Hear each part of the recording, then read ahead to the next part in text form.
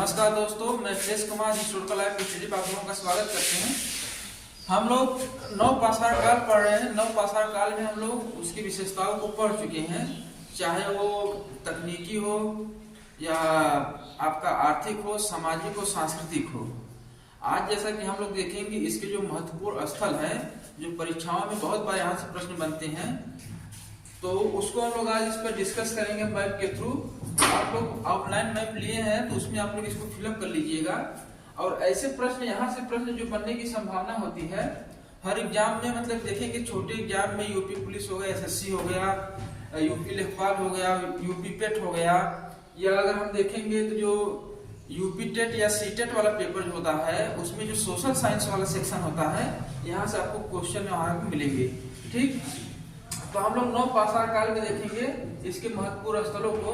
तो ये बहुत ज्यादा इसमें नहीं है तो मतलब कि 15-20 स्थल, लेकिन इसमें से 4 या 5 ही स्थल ऐसे हैं जो बार बार एग्जाम में पूछे जाते हैं। तो आइए हम लोग देखते हैं। शुरू करेंगे हम लोग जम्मू कश्मीर से। जम्मू कश्मीर में हम लोगों को 2 स्थान मिलेंगे। कौन कौन से देखते हैं। यहाँ पर 2 स्थान आपको मिलेंगे। एक तो आपका हो जाएगा बुर्ज होम। क्या हो जाएगा? बुर्ज होम। तो अगर इसके बारे में अगर देखा जाए तो यह अगर अवस्थिति अगर देखा जाए तो श्रीनगर के निकट में है। कहां पर है? श्रीनगर। श्रीनगर के निकट में है। और सबसे इसकी बड़ी विशेषता यहाँ पर देखेंगे तो जो होता है कि मालिक के साथ कुत्ते के दफनाए जाने के साक्ष्य मिले हैं। क्या मिला है? मालिक के साथ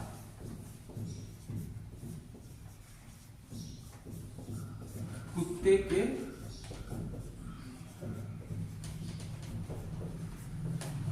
दफनाए जाने के साक्ष्य।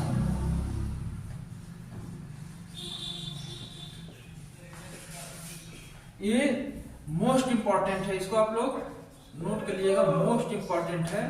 प्रश्न आपका यहाँ से बहुत बार प्रश्न बन चुके हैं विभिन्न परीक्षाओं में। यही पूछ लेता है मालिक के साथ कुत्ते के दफनाए जाने के साक्ष्य कहाँ से मिले हैं, तो उत्तर आपका हो जाएगा बुर्ज होम। कभी कभी बुर्ज होम को हटाकर गुफारकल स्थान दे देता है, तो आयोग जब बुर्ज होम है तो उसके निकटतम उसको गुफारकल को मान लेता है। ठीक, और इसमें दूसरा हम लोग देखते हैं, यहाँ पर देखेंगे कृषि का विकास हो जाता है, पशुपालन का विकास हो जाता है। लेकिन इस बुर्ज होम वाले क्षेत्र में पशुपालन और कृषि के साक्ष्य नहीं पाए गए हैं। इंपॉर्टेंट लाइन है। तो अगर स्टेटमेंट में दे दिया जाए तो बुर्ज होम से कृषि और पशुपालन के साक्ष्य पाए गए हैं, तो यानी कि उत्तर हमारा क्या हो जाएगा? गलत हो जाएगा। या यहां से क्या हो जाएगा? पशुपालन और कृषि के साक्ष्य नहीं पाए गए हैं। ठीक है, तो पशुपालन एवं कृषि के साक्ष्य नहीं पाए गए हैं।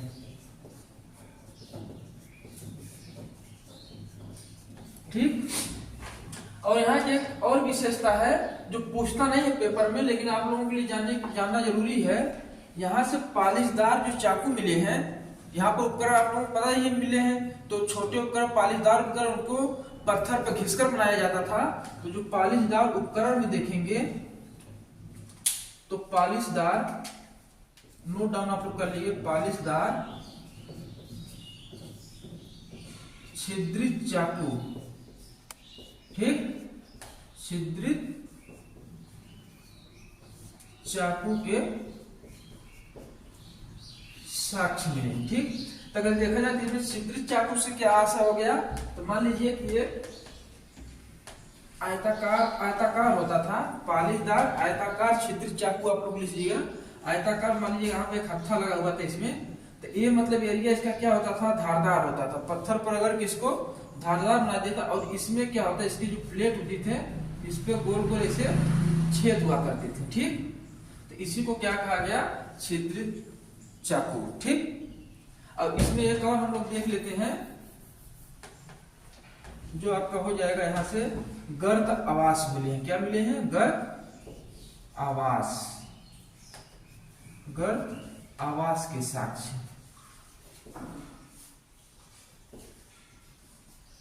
गर्त आवास का मतलब क्या हो गया कि यहाँ पर मतलब कि गड्ढों में आवास बनाए जाते थे। मान लीजिए कि कोई जो हाल है इसकी ऊपरी परत क्या हो गई, धरती हो गई, ठीक, जमीन हो गई, तो ऐसे गड्ढे में उन लोगों का आवास बना हुआ था, उसको क्या कहते हैं, गर्तावास, यानी कि गर्त में आवास बने हुए थे, ठीक। लेकिन इसमें भी आप लोग देखेंगे तो सर्वाधिक गर्त आवास कहाँ से पाए गए हैं, गुप्त कराल से पाए गए हैं। इसका दूसरा महत्वपूर्ण प्लेस हम लोगों का क्या हो जाता है, ये वाला इधर लिख लेते हैं, गुप्त कराल, ठीक। ये भी कहाँ है, श्रीनगर के ही निकट है। कहां पर है, श्रीनगर के निकट है। अब यहां से देखेंगे सबसे पहले सर्वाधिक गर्तावास पाए गए हैं। क्या पाए गए हैं, सर्वाधिक गर्तावास पाए गए हैं यहां से, ठीक। और यहाँ पर हम देखिए बुर्ज में देखेंगे पशुपालन और कृषि के साक्ष्य नहीं पाए गए हैं, लेकिन गुप्त कराल से आपका क्या हो जाएगा, पशुपालन एवं कृषि के साक्ष्य पाए गए हैं। पशुपालन एवं कृषि के साक्ष्य पाए गए हैं, ठीक है। तो यहां से प्रश्न आपका बन सकता है क्या कि जम्मू कश्मीर में पशुपालन और कृषि के साक्ष्य कहां से पाए गए हैं, तो उत्तर क्या आपका हो जाएगा, गुप्त कराल। और ये वाला क्वेश्चन बनता है कि सर्वाधिक गर्तावास कहां से पाए गए हैं, तो ऑप्शन में अगर रहेगा गुप्त कराल और बुर्ज हम दोनों, लेकिन आपको उत्तर क्या मानना पड़ेगा, गुप्त कराल। लेकिन वैसे बेसिक हम लोग देखे हैं, जितना भी क्वेश्चन देखे हैं, तो कहीं कहीं दोनों ऑप्शन दे देगा आपको, लेकिन हमेशा आपका या तो बुर्ज होम देगा या तो गुप्त कराल देगा, ठीक है। ये तो जम्मू कश्मीर वाला क्षेत्र हो गया। अब हम लोग आते हैं यहाँ उत्तर प्रदेश में। कल आपको बताया था ना कोल्डिहवा, ठीक, तो क्या हो जाएगा, कोल्डिहवा। यहां से क्या मिला है, याद है आप लोगों को, कोल्डिहवा कल बताए थे ना। कोल्डिहवा से क्या प्राप्त हुआ है, तो प्राचीनतम चावल के साक्ष्य कहां से मिले हैं, कोल्डिहवा से। तो इसकी क्या विशेषता हो गई, प्राचीनतम, रिवीजन आप लोग नहीं किए हैं, प्राचीनतम नया सब भुला जा रहा है, चावल के साक्ष्य, ठीक है। अब इसमें देखेंगे यहां से एक स्थल मिला है। अब हम बिहार वाले क्षेत्र में आपको बताए थे कल, जिसे लिखवाए तो नहीं थे लेकिन बताए थे, क्या था स्थान था, चिरान, याद है आप लोगों को, चिरान, ठीक। तो चिराग से अगर हम लोग देखेंगे तो क्या मिला था यहां से, तो हड्डी के उपकरण मिले थे, ठीक। तो क्या हो जाएगा, हड्डी के उपकरण। और ये किसके हड्डी के उपकरण होते थे, तो हिरण की हड्डी से उपकरण यहाँ से प्राप्त हुए हैं। सर्वाधिक हड्डी के उपकरण कहां से प्राप्त होकर पूछा जाए, तो आपका क्या हो जाएगा, चिरांद से, ठीक है। और एक विशेषता आपको यहां और मिल जाएगी, क्या, वृत्ताकार झोपड़ी। क्या, वृत्ताकार झोपड़ी। तो इसमें अगर हम देखेंगे वृत्ताकार झोपड़ी में देखेंगे तो ये मतलब कि एक बांस जो होता था ना, बांस से लोग बनाते थे, और ऊपर जो होता था इस टाइप से खरपतवार लगा के, फूस लगा के उसको ऊपर से उसका छप्पर डाल देते थे, ठीक। और एक तीसरा, एक सबसे महत्वपूर्ण विशेषता इसमें और आ जाती है, इसको आप लोग यहाँ नोट डाउन कर लीजिए। यहाँ के जो बर्तन पाए गए हैं, जैसे कृषि के साक्ष्य तो हो गए, अगर चावल का साक्ष्य मिल रहा है तो चावल निकालने के लिए धान से तो कुछ कूटने की व्यवस्था होती थी। तो जब चावल निकल गया तो उसकी भूसी बच रही है ना, मान लीजिए भूसी है तो जमीन पर रखी होती थी, और एक कच्चे मिट्टी के जो बर्तन बनाते थे उसी पर अगर रख देते थे तो उसी के साक्ष्य मिले हैं, यानी कि बर्तनों पर भूसी के साक्ष्य मिले हैं। तो क्या हो जाएगा, यहाँ के बर्तनों पर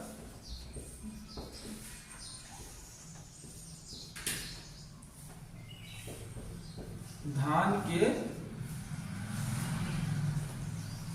भूसी के साक्ष्य मिले हैं, ठीक है। तो इसको आप लोग यहाँ देखिए क्या हो गया, हम लोग का कितने स्थान हो गए, 2 ऊपर हो गए जम्मू कश्मीर में, एक उत्तर प्रदेश में, एक बिहार में, ठीक। और एक इसी के नीचे आपको मिल जाएगा कौन सा स्थान, चेचर, ये भी कहां पर है, बिहार में ही है, ठीक है। और स्थिति कहाँ है, बिहार में। और यहाँ चेचर की विशेषता अगर हम लोग देखा जाएगा तो यहाँ से मोटे अनाज मिले हैं, क्या मिले हैं, मोटे अनाज पाए गए हैं, ठीक। इतना आप लोग समझ में आ गया, नोट डाउन हो गया है। आइए इसके कुछ हम लोग अगले प्लेस को देखते हैं, इधर तमिलनाडु वाले क्षेत्र में हम लोग आएंगे यहाँ पर, ठीक। तो यहाँ पर आपको कौन सा स्थान मिल जाएगा, पय्यमपल्ली, कौन सा स्थान है तमिलनाडु में, पय्यमपल्ली। तो यहाँ से अगर हम लोग देखेंगे पय्यमपल्ली से, तो कृषि उत्पादन हो रहा था, जैसे आपके अंगूर मिल गए, जौ मिल गया, गेहूं मिल गया, रागी मिल गया, चना मिल गया। और यहाँ से फिर आपको क्या मिल जाएगा, रागी के साक्ष्य मिलेंगे। पूछ लेता कि रागी के साक्ष्य कहाँ से प्राप्त हुए हैं, रागी के साक्ष्य, ठीक। तो रागी के साक्ष्य कहाँ से मिले, पय्यमपल्ली में, कहाँ पर है, तमिलनाडु में है। अगर हम तमिलनाडु की बात करें तो एक हस्त कुठार मिला था, सर्वप्रथम हस्त कुठार कहाँ से मिला था, याद है आप लोगों को, सर्वप्रथम हस्त कुठार कहाँ पाए गए थे, यानी कि पत्थर की कुल्हाड़ी सर्वप्रथम कहाँ पाई गई थी। तो तमिलनाडु वाला ये क्षेत्र आपको भूल में लगता है, तो पल्लवरम नामक स्थान था, याद आया, पल्लवरम से सबसे प्राचीनतम हस्त कुठार मिला है। और इसकी खोज अगर बात किया जाए तो रॉबर्ट ब्रूस हुक ने किया था, कब किया था, 1863 में, ठीक, याद आया। तो यहाँ से अगर हम लोग देखेंगे, ये जो औजार यहाँ से प्राप्त हुए, जैसे हम लोग क्या देख रहे थे कल, देखे इसमें कृषि वाले क्षेत्र जब उत्पादन के लिए, तो खंती और फावड़ा, खंती का मतलब कुदाल, कुदाल और फावड़ा यहाँ से प्राप्त हुए, कहाँ से मिले हैं, एक पय्यमपल्ली से, खंती एवं फावड़ा, ठीक है।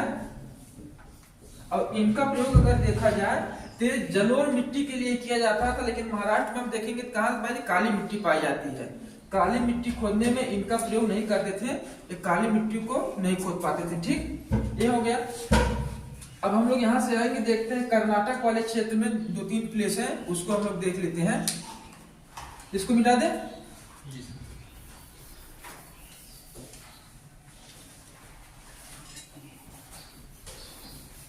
तो कर्नाटक वाले क्षेत्र में जैसे आपको मिल जाएगा संगन कल्लू मिल जाएगा, जो आपका बेल्लारी जिला में पड़ जाएगा, ठीक। और यहाँ पर देखिए एक ब्रह्मगिरी स्थान है, एक मास्की है, मास्की का नाम आप लोग सुने होंगे, जो मौर्य काल में जाएंगे, पढ़े आप लोग मास्की, तो अशोक के शिलालेख मिले हैं यहाँ से, ठीक है।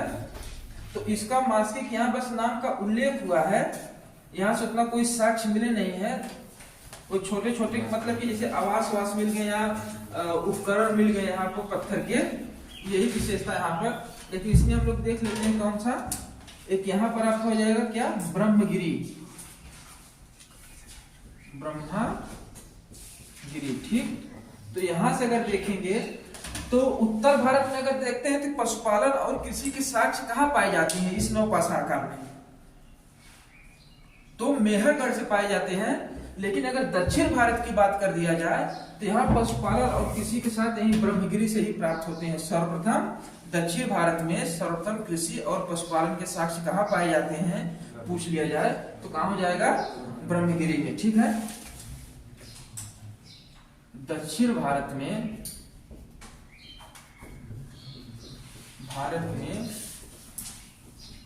सर्वप्रथम कृषि एवं पशुपालन के साक्ष्य पाए जाते हैं, ठीक है।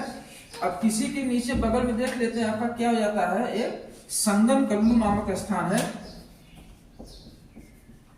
संगम कल्लू, ये आपका बेल्लारी जिला में पड़ जाएगा। तो यहां से देखेंगे तो यहां से मृदभांड आपको मिले हैं, क्या, हस्त निर्मित मृदभांड, हस्त निर्मित मृदभांड। लेकिन इस मृदभांड 2 प्रकार से बनाए जाते थे, कितने प्रकार से, दो प्रकार से, एक तो हो जाता था मिट्टी द्वारा, ठीक, मिट्टी द्वारा, और एक हो जाएगा आपका चाक निर्मित।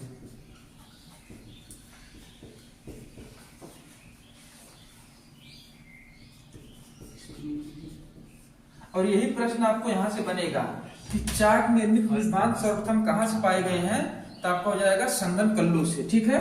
ये प्रश्न आपका एग्जाम में यहीं से बनता है, मृदभान में बनेगा तो चाक निर्मित मृदभान के बारे में पूछ लेता है कि चाक निर्मित मृदभान के साक्ष्य कहां से पाए गए हैं, तो आपका उत्तर हो जाएगा संगनकल्लू। और इसी के बगल में आपका एक है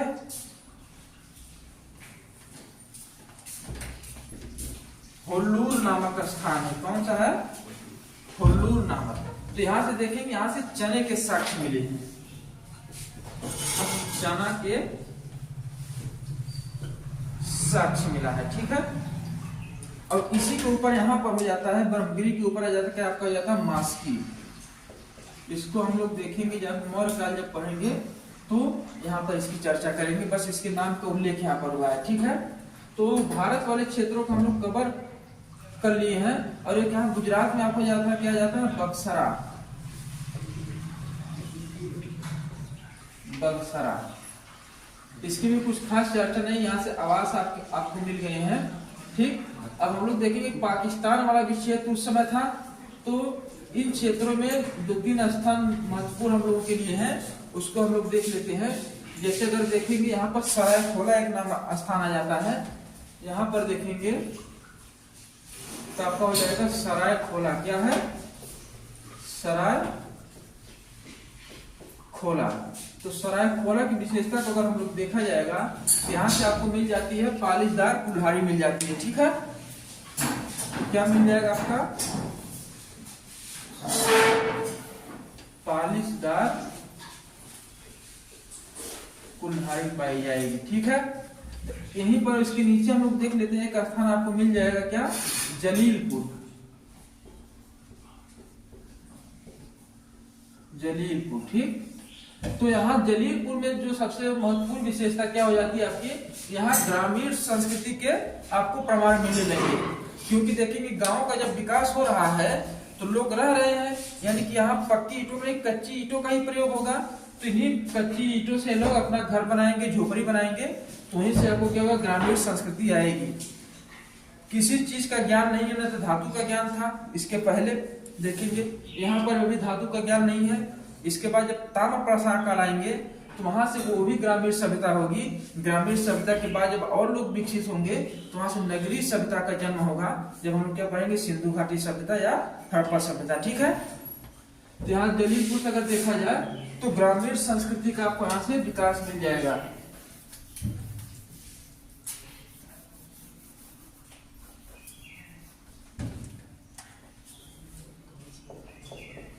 ग्रामीण संस्कृति का विकास। तो ग्रामीण ये सब प्रश्न आते नहीं, बस आप लोग बेसिक जानते रहिए। प्रश्न आपका बनेगा बुर्ज होम से गुफारकल, आपका इधर हो जाएगा संगनकल्लू, और हो जाएगा यहाँ चिराग, ठीक, और एक पयमपल्ली, और एक आपका हो जाएगा यहाँ पर स्थान मेहरगढ़। यहाँ से क्वेश्चन जो बनेंगे तो यहीं से बनेंगे, लेकिन ये लोग आप लोग जानते रहिए यहाँ से क्या क्या हुआ है। और यहाँ जलीलपुर में एक और आपको चीज मिल जाएगी, क्या? पक्की जो होते थे ना, पक्की मिट्टी के यहाँ पर सिक्के मिले हैं, छोटे छोटे पक्की मिट्टी के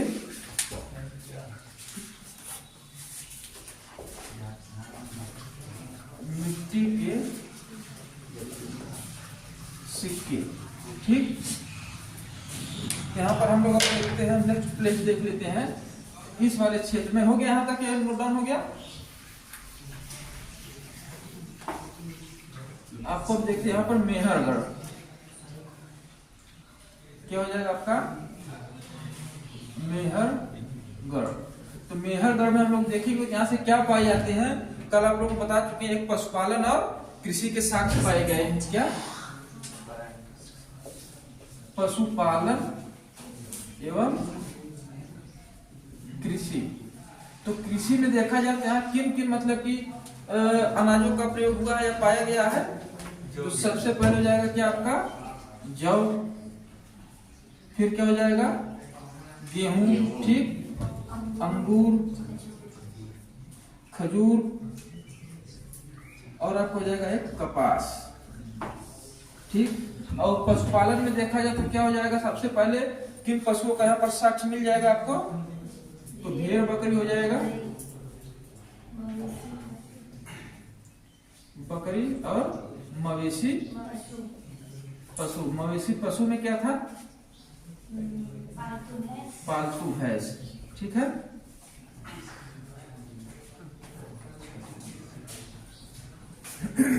ठीक, ये आपका महत्वपूर्ण हो गई प्लेस। अब इसी मेहरगढ़ के बगल में हम लोग देखेंगे एक क्या हो जाता है, रारा घुंडई। ठीक, क्या हो जाएगा, नाम आप लोग जान लीजिए बस, रारा घुंडई। अगर कई स्थान दे दिया, पूछ लिया जाए इसमें 9 पाषाणकालीन स्थल कौन नहीं है, तो टिक लगाने के लिए ये सब का हम लोग देखेंगे कहाँ पर, सिंधु घाटी सभ्यता में उनका महत्व बढ़ता है। और एक आपका यहाँ पर हो जाता है क्या, रहमान डेरी, रहमान डेरी। ठीक, अब तीसरा आप यहाँ पर देखेंगे आपका हो जाएगा एक आमरी। इसको हम लोग ले लेते हैं, क्या हो जाएगा यहाँ पर, आमरी।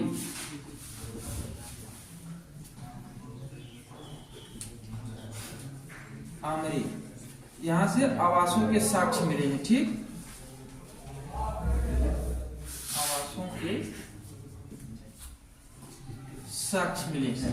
रहमान डेरी में अगर देख लिया जाए तो यहाँ कच्ची ईंटों के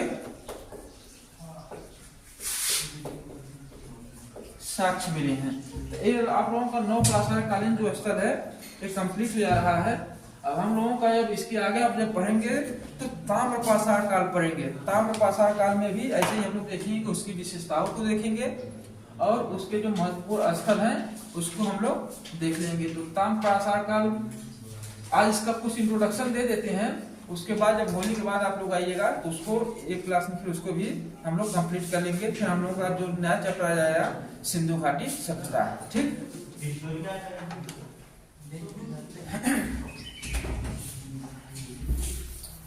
ब्रह्मगिरी कहाँ, किस स्टेट में? कर्नाटक में है। चारों मास्की हो गया, ब्रह्मगिरी हो गया, संगम कल्लू हो गया, कोल्लेरू हो गया, ये सब कर्नाटक में है।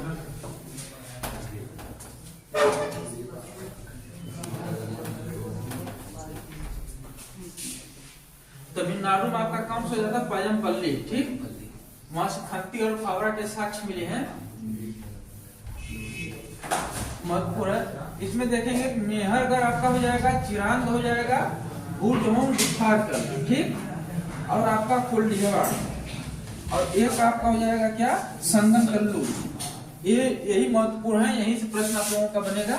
और स्थान अगर पूछा जाए मिलाने के लिए दे देगा तो मिलान में आप लोग उसको अगर इसकी विशेषताओं को याद किए रहेंगे तो आपका हो जाएगा। ठीक है, तो हम लोगों का जो नया चैप्टर शुरू हो रहा है कौन सा हो रहा है, ताम्र पाषाण काल। ठीक, इसका टाइम पीरियड अगर देख लिया जाए तो 3000 BC से 500 BC के करीब है। और इसको देखा जाए तो ताम्र पाषाण काल में हम लोग देखेंगे, अब यहाँ से मानव को सर्वप्रथम धातु का ज्ञान होगा। ठीक, तो इसीलिए धातु का जब ज्ञान होगा, कौन सी धातु आपको मिलेगी यहाँ पर, तांबा। अब तांबा देखेंगे तो यहाँ पर तांबा को गलाने की विधि का प्रयोग होगा और इसमें एक ग्रामीण सभ्यता हो जाएगी, कच्ची ईंटों के मकान बनाएंगे और उसी में अपना ये सब उद्योग टाइप के बना के गड्ढे खन के कच्चे मिट्टी के बर्तनों में तांबा को गलाने की विधि का भी ये लोग प्रयोग करने लगते हैं। ठीक, तो इसका अगर अन्य नाम जान लिया जाए तो क्या हो जाएगा, कापर युग। कभी कभी पूछ देता है कापर युग और चाल्कोलिथिक। इसका अगर अन्य नाम ताम्र पाषाण काल का पूछा जाए, चाल्कोलिथिक। ठीक, तो अगर हम इसको अर्थ की बात कर लेते हैं, इसका अर्थ अगर हो जाएगा तो अर्थ इससे आप लोग क्या प्रतीत होता है, अब तक हम लोग जो पढ़े हैं वहां पर किस प्रकार के औजारों का प्रयोग होता था, पत्थर के औजारों का ही या हड्डी के उपकरण का प्रयोग होता था। लेकिन यहाँ पर अब हम लोग देखेंगे तो हड्डी या पत्थर के उपकरणों के साथ साथ यहाँ पर तांबा के उपकरण का भी प्रयोग मिलता है। तो अर्थ का क्या हो जाएगा, हड्डी या पत्थर के उपकरण के साथ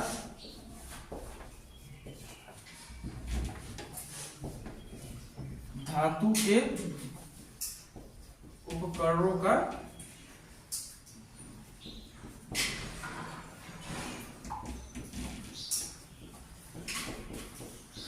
सीधा सीधा प्रश्न बना देते हैं इसे, किस काल में पत्थर या हड्डी के उपकरणों धातु के उपकरणों का प्रयोग हो जाता है। आपका क्या हो जाएगा, ताम्र पाषाण काल। ठीक, इसको हम क्या कर सकते हैं, अभी तो नगरीय व्यवस्था तो आप लोगों की आएगी नहीं, क्योंकि गांव का विकास हो गया था नवपाषाण काल में ही, तो वहीं से ही आपको ग्रामीण व्यवस्था आपको मिलेगी, ग्रामीण संस्कृति का विकास हो जाएगा।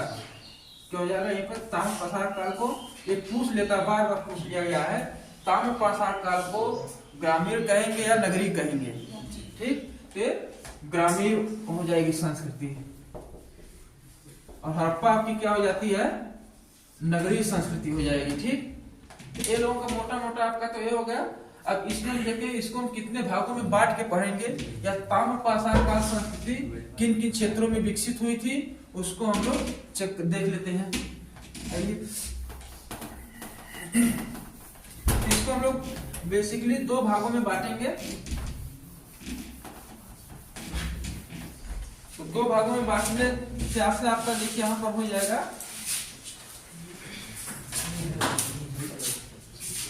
एकदम इसमें देखेंगे परवर्ती हड़प्पा सभ्यता,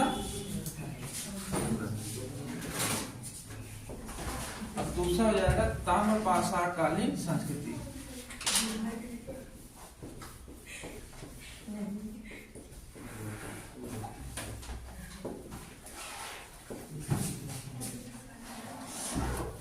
अब देखेंगे ये जो परवर्ती हड़प्पा सभ्यता है, इसी टाइम ये भी शुरू होती है, लेकिन जब इसको हम लोग पढ़ना शुरू करेंगे, जब हड़प्पा सभ्यता पढ़ लेंगे, उसके बाद हम लोग इसको देखेंगे, और इसके पहले हम लोग देखेंगे ताम्र पाषाण देख लेंगे, और ये दोनों मतलब कि ताम्र पाषाण काल, परवर्ती हड़प्पा सभ्यता, ये एक दूसरे के समकालीन, दोनों साथ साथ ही चलती हैं। ठीक, तो इसमें अगर हम लोग देखेंगे तो यहाँ पर आपको सिंध वाला क्षेत्र जो पाकिस्तान वाला हो जाएगा, यहाँ पर जब हम लोग पढ़ेंगे, यहाँ पर झुमका झाकर संस्कृति पढ़ लेंगे। यहाँ पर कब्रगाह, कब्रें कैसी होती थी, बहावलपुर वाले क्षेत्र में हम लोग देखेंगे। इसके बाद गुजरात में देखेंगे लाल मृदभांड कैसे बनाए जाते थे, और गैरिक मृदभांड कैसे बनाए जाते, इन सब की चर्चा हम लोग जब हड़प्पा पढ़ेंगे, वहां पे मृदभांडों के बारे में अच्छी तरह से जान लेंगे, तब इसके बारे में हम लोग यहाँ पर पढ़ेंगे। ठीक, और इसमें हम लोग जो ताम्र पाषाण कालीन संस्कृति है, आइए इसमें हम लोग देखते हैं, इसको भी हम लोग कितने तीन भागों में बांटेंगे। ठीक है,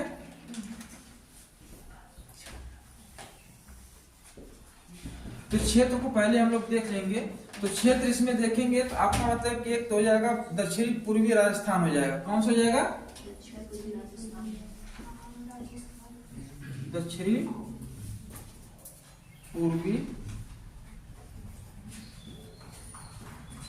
राजस्थान। ठीक, और दूसरा आपका क्या हो जाएगा, पश्चिमी मध्य प्रदेश,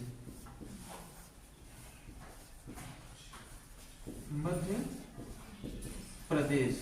और तीसरा आपका स्थान यहाँ पर आपको मिल जाएगा कौन, पश्चिमी महाराष्ट्र। कौन सा, पश्चिमी महाराष्ट्र। ठीक, तो इनमें हम लोग देखेंगे यहाँ पर ताम्र पाषाण कालीन में कौन कौन सी संस्कृति पाई जाती है। यहाँ पर आपको तीन संस्कृति देखने को मिलेगी। कौन कौन से, तीन देखने को मिलेगी। एक तो हो जाएगी आपकी आहार संस्कृति। कौन सी जाएगी, आहार संस्कृति। इसी में हम देखेंगे तांबे को गलाने का प्रयोग होता है, और इसमें जो रंग होते हैं, रंगों का प्रयोग होता है। इससे क्या होगा, कपड़े पर छपाई के प्रयोग के साक्ष्य मिलेंगे। तो इससे क्या होगा, यहाँ पर कपास की खेती का और जूट का उत्पादन होगा, जिससे वस्त्रों को बनाया जा सके। और दूसरा आपके यहाँ पर हो जाएगी, और आहार संस्कृति को अगर हम लोग देखते हैं, जिसका नदी पूछ लेता है, किस नदी पर है, तो बनास नदी पर है।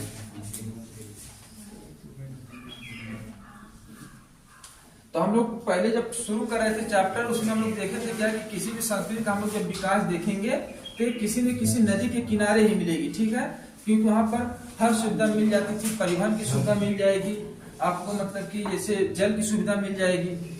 और इसमें पश्चिमी हम लोग देखिए यहाँ नर्मदा नदी घाटी पढ़े, आप लोग पीछे भी जान चुके हैं। नर्मदा नदी घाटी कहाँ पर है? एमपी में है। तो यहाँ पर 2 सभ्यता यहाँ पर मिलेगी। कौन कौन सी? एक तो आपका हो जाएगा मालवा संस्कृति, दूसरा कौन सा आपका हो जाएगा? कायथा संस्कृति। कायथा संस्कृति, ठीक। महाराष्ट्र वाले क्षेत्र में हम लोग चलते हैं, यहाँ पर गोदावरी नदी के तट पर एक सभ्यता आप लोगों को देखने को मिलेगी। कौन सी नदी है महाराष्ट्र में? गोदावरी नदी, ठीक। गोदावरी नदी में हम लोग जब देखेंगे तो यहाँ से आपको जोरवे संस्कृति पता चलेगी। जोरवे संस्कृति, जो प्रश्न आप लोगों का बनेगा देखिए यहीं से पूछ ले जाए, जोरवे संस्कृति किस नदी पर विकसित हुई थी? तो गोदावरी नदी से। और कहाँ पर विकसित? महाराष्ट्र में स्थान पूछता, नदी पूछता है, संस्कृति के बारे में पूछ लेता, ठीक। ऐसे यहाँ पर मध्य प्रदेश में कौन कौन सी संस्कृति थी? आपको मालवा संस्कृति मिल जाएगी, कायथा संस्कृति मिल जाएगी। और यहाँ पर लिखेंगे दक्षिणी पूर्वी राजस्थान में तो आहार संस्कृति। राजस्थान में एक आहार नामक स्थान है, वही उसी के नाम पर है, आहार संस्कृति का नाम पड़ता है, ठीक। इसी में अगर देखेंगे तो आपको गिलुंद भी मिल जाएगा राजस्थान में, गरेश्वर भी मिल जाएगा। ऐसे बहुत से स्थान है जिनकी विशेषताओं को हम लोग देखेंगे। और इसका अगर टाइम पीरियड हम लोग देख लेते हैं तो ताम्रपाषाण का शुरू कहाँ से होता है? 3000 से, ठीक। लेकिन इसके जो हम लोगों को प्रमाण या साक्ष्य मिलते हैं, इसका कहां से मिल जाएगा? 2000 बीसी से 1400 बीसी, ठीक। और मालवा संस्कृति का हम लोग देखेंगे 1700 बीसी से 1200 बीसी। टाइम आप लोगों को पूछेगा नहीं, लेकिन आप लोग जानकारी के लिए नोट कर लीजिए, अगर पूछ भी लिया जाए कभी अगर, तो हम लोगों को दिक्कत ना हो। और कायथा संस्कृति को हम लोग देखेंगे तो 2000 बीसी से 1800 बीसी, ठीक है। और जोरवे संस्कृति को हम लोग देख लेंगे तो 1400 बीसी से 700 बीसी, ठीक। ये लो आप, ये तो ताम्रपाषाण काल का इंट्रोडक्शन हो गया। इसमें अगर देखेंगे तो ताम्रपाषाण काल तो ग्रामीण संस्कृति थी, ठीक। और इसका अगर अर्थ देखा ताम्रपाषाण काल में तो पत्थर के औजारों के साथ धातु के औजारों का भी प्रयोग आप देखने को मिलेंगे। और इसमें अब देखें स्थल एक पूछ लिया जाए, आहार संस्कृति, मालवा कायथा संस्कृति, जोरवे संस्कृति, आप लोगों का हो गया। अब इसी में हम लोग देखेंगे दक्षिणी पूर्वी राजस्थान में।